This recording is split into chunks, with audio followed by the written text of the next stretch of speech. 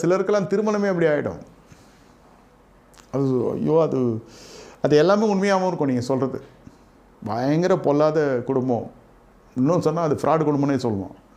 சரி, அவன் நீதிமானாக்கிறது தான் கர்த்தர் நம்ம அமைச்சிருக்காரு. அவன் விட்டா நம்மளே ட்ராப் பண்ணிருவான், நம்மகிட்ட தான் உருவிடுவான்.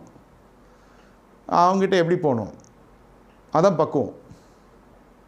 வேணாம் திருமணத்தையே உடச்சின்னு சிம்சம் மாதிரி இருந்தாலும் பண்ண முடியாது.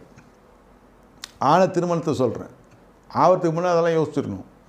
ஆன பிறகு அட்லீஸ்ட் திருமணத்தையாவது காத்துக்கொள்ள தெரியணும். இல்லைன்னா நடு ரீதியில் தான் நிற்கணும். அபிஷேகம், ஆராதனை, தீர்க்க தரிசனம், தேவ அழைப்பு, வேத வசனம், உங்கள் ஊழிய பாங்கு ஒன்றுத்துக்கும் உதவாது. நடுரோட்டில் வந்து நிற்கிறதில்ல, இதெல்லாம் வச்சு உன் வீட்டை காத்து கொண்டீங்கன்னா சந்தோஷம், உன் தேவ பக்தியை மெச்சிக்கொள்ளலாம். இவ்வளோ படிச்சுட்டு உங்கள் வேலையை பார்த்துக்கிறது ஒன்றுன்னா வேலையை காத்துக்கிறது ஒரு விஷயம் இருக்குது. வேலை பார்க்குறது ஒரு திறமை,